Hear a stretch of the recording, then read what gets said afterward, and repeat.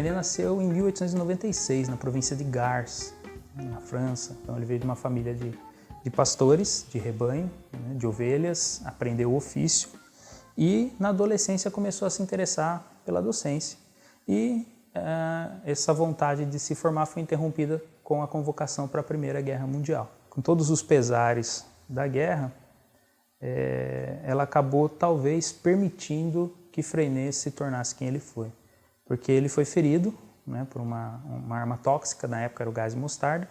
Os médicos disseram que ele não deveria ser professor, porque afinal de contas ser professor implica, até hoje, falar muito.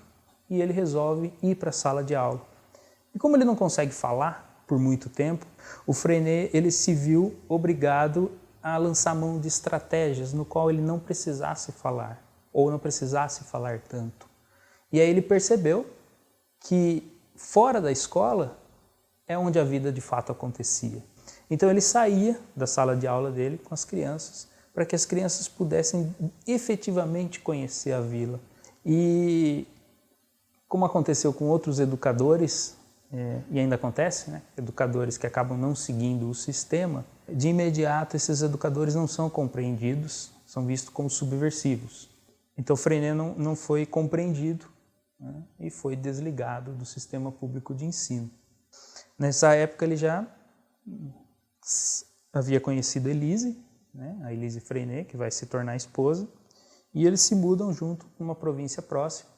E nessa província eles resolvem iniciar um projeto de escola.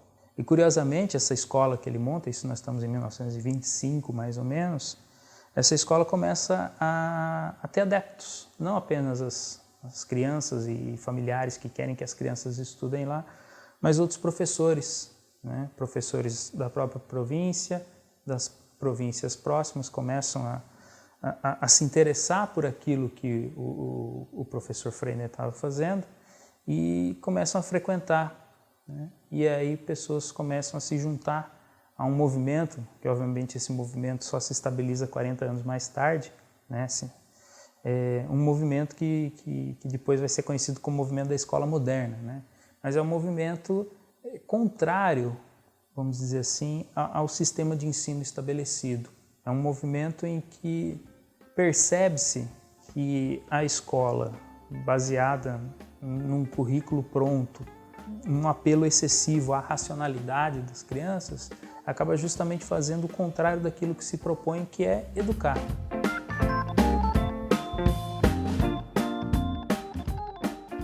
O legado teórico que Freinet deixou para nós no final da vida.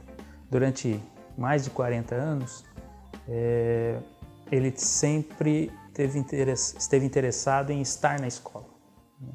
Ele nunca se preocupou em sistematizar o que ele estava fazendo. Ele escreveu sobre o que ele vai chamar de método natural, no qual ele acredita que as crianças aprendem por um desejo de aprender, não por uma imposição de alguém maior, de um adulto, de um professor. Ele escreveu isso ao longo da vida, né, de uma forma assistemática, né, sem uma metodologia hoje cientificamente aceita. E aí no final da vida, o próprio Freinet percebe então que seria importante ele deixar registrado o que seria a pedagogia Freinet, muito embora ele não a chame a própria pedagogia de pedagogia Freinet. O legado principal, ele vai chamar isso de bandeiras de luta, né? E um outro legado são as invariantes pedagógicas. Ele levantou ao longo da vida dele 3 bandeiras de luta. A primeira bandeira que ele levanta é abaixo a aula. Talvez por isso tenha sido entendido como subversivo, mas o que ele estava querendo chamar a atenção é que a aula, como ela é constituída até hoje, é um momento de interrupção da própria vida. Quando você tem uma aula planejada, organizada e sistematizada para qualquer pessoa, porque é isso um plano de aula, você não sabe quem são os alunos, mas a aula está preparada, você tem um roteiro, você tem um determinado conteúdo, uma sequência didática planejada, você tem avaliação para aquilo sem conhecer quem é a pessoa, você está criando um plano de aula estéreo. Então ele criou essa bandeira inicial de abaixo a aula. Vamos fazer o contrário, não vamos impor aos alunos, mas vamos permitir que os alunos explorem a vida, o mundo e quem sabe até os conteúdos. Uma frase muito forte do Freinet é que ele disse que quem inventou o trabalho em série não foi a indústria, foi a escola. Ele disse que a indústria só copiou o que a escola já fazia, né? Que a produção seriada, todo mundo igual, uniformizado, mecanicamente decorando o mesmo poema, né? E ele não queria isso. E não querendo isso, ele abaixa a aula, né? Ele diz, não quero aula, eu quero alunos interessados, né? Mas nem todos vão estar interessados naquilo que eu tenho para ensinar nesse momento.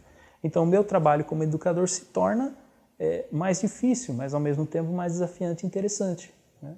A segunda bandeira, né, obviamente diretamente ligada a essa primeira, é abaixo, né, o termo que foi mais traduzido é manuais escolares, porque ele estava querendo dizer abaixo a apostila, abaixo ao livro didático, abaixo ao caderno do aluno.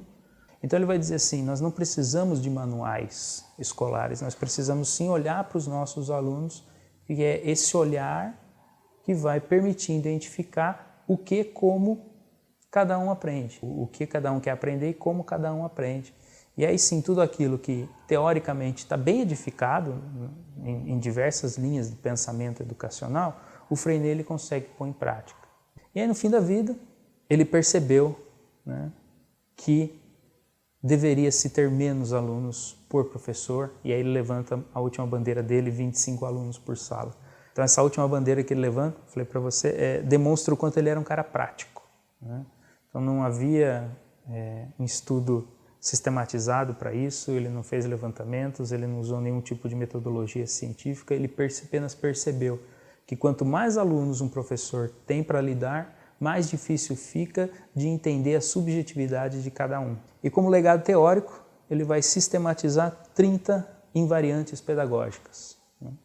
São frases sucintas, bem claras, a respeito da natureza da criança, das reações da criança e das técnicas de ensino. Só para citar uma, que talvez seja, que é a primeira, que talvez seja a invariante mais consistente e robusta e essencial para a educação, é a natureza da criança é a mesma do homem.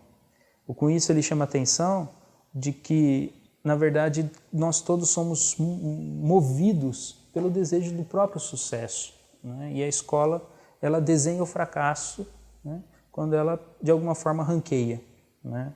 Ranqueia individualmente, de 0 a 10, A, B ou C, né? E aí o aluno vai disputar vagas no vestibular, depois vagas no mercado de trabalho, ou seja, é tudo constituído de uma certa forma para uma disputa, né? E, no entanto,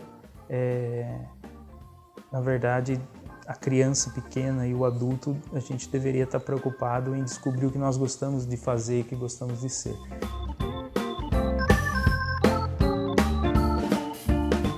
Ele gostava muito, e isso daí é muito praticado, que são os ateliês.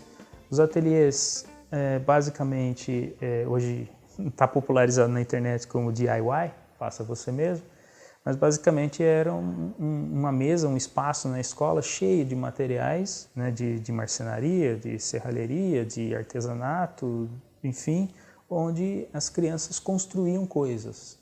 Isso também foi uma das técnicas que o Freinet utilizou muito dentro das escolas. Outra técnica que ele usou, e que algumas escolas ainda mantêm, e que algumas estão até atualizando por conta das redes sociais, é a imprensa escolar. Ele entendia que para alguém aprender a escrever, não havia outro jeito senão escrevendo. Ele incentivava as crianças a escrever, e depois as crianças contavam para as outras crianças o que tinham escrito, e por fim, coletivamente e colaborativamente, as crianças se ajudavam a transformar o que foi escrito num texto gramaticalmente correto. Ao perceber que as crianças gostavam de escrever, gostavam de contar para os outros o que tinham escrito e gostavam até mesmo da prática de correção coletiva, ele resolveu transformar tudo isso que as crianças faziam numa sala de aula, num pequeno jornalzinho para poder levar para outra sala de aula ou para outra escola. Isso é uma forma de interação com a própria comunidade, os pais, os responsáveis.